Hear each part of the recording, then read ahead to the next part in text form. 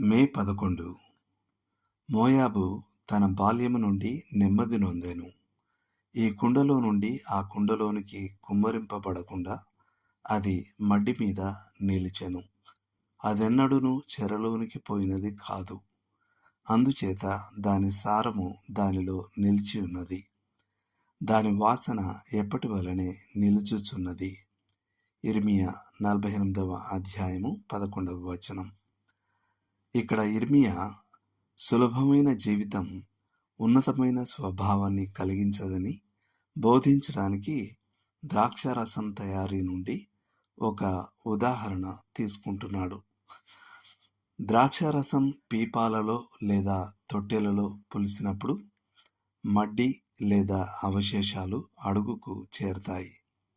ద్రాక్షారసాన్ని కదపకుండా వదిలేస్తే అది తాగడానికి పనికి రాకుండా పోతుంది. కాబట్టి ద్రాక్షారసం తయారు చేసేవారు మడ్డి మరియు మలినాలను తొలగించడానికి పాత్ర నుండి పాత్రకు ద్రాక్షారసాన్ని పోయాలి. అతను ఇలా చేసినప్పుడు ద్రాక్షారసం బలం, వాసన, రంగు మరియు రుచిని పొందుతుంది. మోయాబు సుఖవంతమైన జీవితాన్ని గడిపాడు. బంధింపబడటం అనే అంతరాయాన్ని అతను ఎప్పుడూ అనుభవించలేదు. అతను కష్టాలు, శ్రమలు మరియు లేమి నుండి తనను తాను వేరు చేసుకున్నాడు. దీని ఫలితంగా అతని జీవితం చప్పగా మరియు నిస్సారంగా ఉంది. దానికి సువాసన మరియు ఘాటుదనం లేవు. ద్రాక్షారసానికి ఏది వర్తిస్తుందో మనకు కూడా అది వర్తిస్తుంది. మలినాలను వదిలించుకోవడానికి మరియు క్రీస్తు నిండిన జీవితపు కృపలను అభివృద్ధి చేయడానికి మనకు అంతరాయం, వ్యతిరేకత, కష్టాలు మరియు కలతలు అవసరం.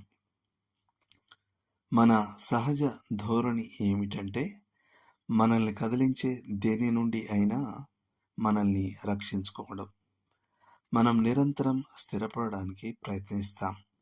కానీ మన పట్ల దేవుని చిత్తం ఏమిటంటే మన జీవితాలు ఆయనపై నిరంతరం ఆధారపడటమే.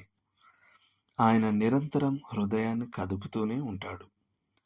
హడ్సన్ టేలర్ జీవిత చరిత్రలో సహోదరి హోవార్డ్ టేలర్ ఇలా రాశారు: ప్రపంచవ్యాప్తంగా ఆశీర్వాదంగా మారడానికి ఉద్దేశించిన ఈ జీవితం చాలా విభిన్నమైన ప్రక్రియ ద్వారా వెళ్ళాలి. అంటే తన మడ్డి మీద స్థిరపడటం నుండి భిన్నంగా. ఇందులో పాత్ర నుండి పాత్రకు మాటిమాటికి చాలా ఖాళీ చేయడం ఉంటుంది. అది అడుగున ఉండే స్వభావానికి చాలా బాధాకరమైనది. దీని నుండి మనం శుద్ధి చేయబడుతున్నాం. దైవిక ద్రాక్షారసం తయారు చేసేవాడు మన జీవితాల్లో ఏమి సాధించడానికి ప్రయత్నిస్తున్నాడో మనం గ్రహించినప్పుడు అది మనల్ని తిరుగుబాటు నుండి కాపాడుతుంది మరియు విధేయతను, ఆధారపడటాన్ని నేర్పుతుంది.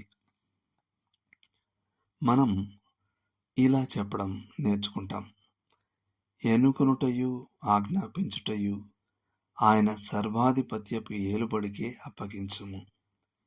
అప్పుడు నీవు ఆశ్చర్యపడుతూ ఆయన మార్గం, ఆయన హస్తం ఎంత జ్ఞానమైనదో, ఎంత బలమైనదో అని ఒప్పుకొందువు.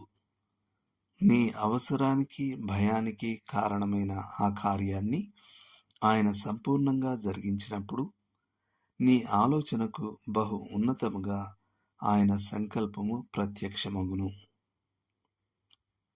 దేవుడు మిమ్మును దీవించునుగాక. ఆమేన్.